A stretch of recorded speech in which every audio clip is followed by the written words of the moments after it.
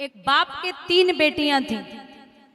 बाप अपनी बड़ी बेटी का विवाह कर रहा था माताओं, तो लड़का बारोठी पर उठ गया। बारोठी होती है शाम को, रूठ गया, बोले हमें 4 पहिया की गाड़ी चाहिए। बाप बोला कि मेरी 25-30 हजार की नौकरी है और 3 बेटियां ही बेटियां हैं, अगर मैंने बड़ी बेटी को दी तो 2 और बेटी उनको भी देनी पड़ेगी, और आप बड़े हैं, समझदार हैं, बेटियां तो है नहीं, आप ही बेटा हैं, आप निभा लो। दामाद रूठ गया, बोले अगर गाड़ी नहीं मिली तो मैं बारात वापस ले जाऊंगा। पिता ने अपनी पगड़ी उतारी और दामाद के चरणों पर रख दी, बोले जैसे भी हो निभा लो, कुछ भी करो, अब की बार निभा लो। लेकिन दामाद नहीं माना। लाचार बाप ने यहां वहां से पैसे इकट्ठे किए, दामाद को 4 व्हीलर दे दी, गाड़ी दी।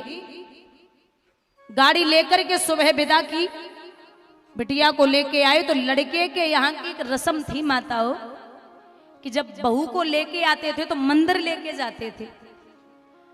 अब वहीं बगल वाली सीट पे पत्नी को बिठा लिया, साहब खुद गाड़ी चला रहे। अब गाड़ी इतनी स्पीड में है, इतनी तेज भगा रहे, पत्नी बार बार रोक रही, महाराज धीरे चलिए, आपको इतनी चलानी नहीं आती, कल ही तो गाड़ी मिली है, आप धीरे चलिए।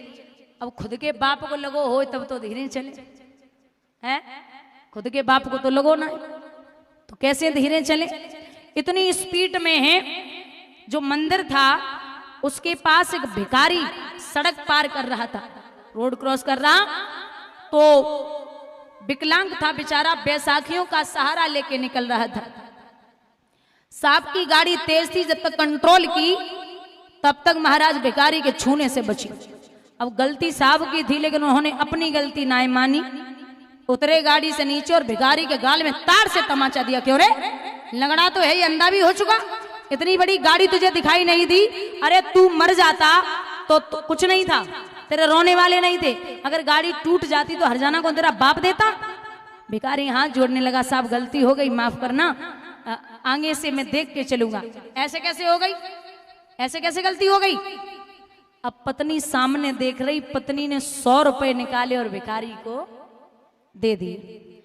जो भिखारी को 100 रुपए दिए, अब साहब और आग बबूला हो गए, बोले तेरे जैसे लोगों ने भिखारियों के दिमाग खराब किए, ऐसे पैसे देने की क्या जरूरत थी, चल पैसे वापस ले। पत्नी ने पति का मुख देखा और बोली जुबान संभाल के बात करिए। बोले क्यों, बोली ये तो रोड का भिखारी है, इसके पास पैसे नहीं है, विकलांग भी है, घर में खाने को दाने नहीं है, तब ये रोड पे खड़े होके भीख मांग रहा है, और तुम तो पैर से सही सलामत हो, घर से ठीक ठाक हो, तुम हमारे बाप से मंडप के नीचे बैठ के गाड़ी भीख में मांग रहे थे, तुम्हें शर्म नहीं आई। अरे तुम हमारे बाप से भीख में गाड़ी मांग रहे थे, तुम्हें शर्म नहीं आई। चाहे वो रोड का भिखारी हो, चाहे वो मंदिर के अंदर खड़ा होने वाला भिखारी हो, चाहे वो मंदिर के बाहर खड़ा होने वाला भिखारी हो, चाहे वो अंदर मंडप के नीचे बैठने वाला भिखारी हो, भिखारी सवैया क्वालिटी अलग अलग है। बोलिए गोविंद भगवान की। एक विद्वान ने लिखा है, ओ दहेज के ठेकेदारों तुम्हें अकल कब आएगी, और ये दहेज की बीमारी भारत से किस दिन जाएगी।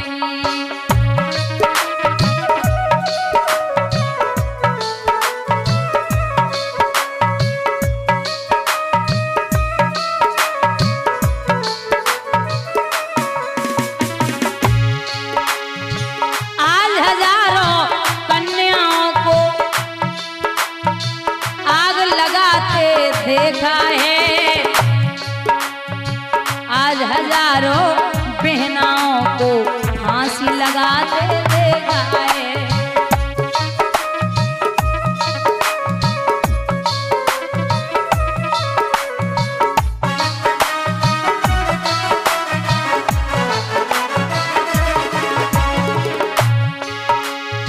ये दहेज की मारामारी जाने किस दिन जाएगी, ओ दहेज के ठेकेदारों तुम्हें अकल कब आएगी।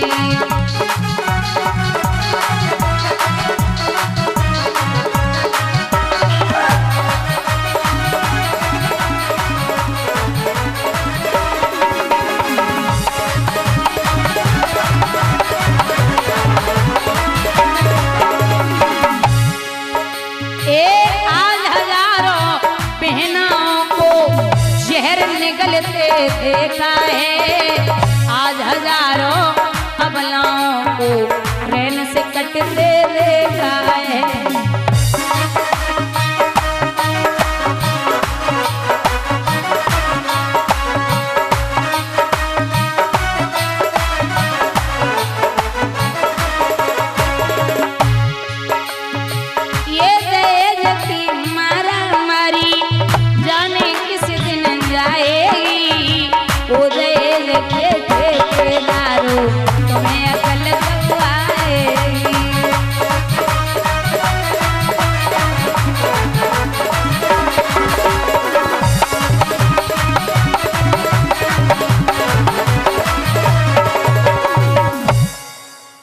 यहाँ राजा हिमांचल मैया को विदा करते माँ आई हैं।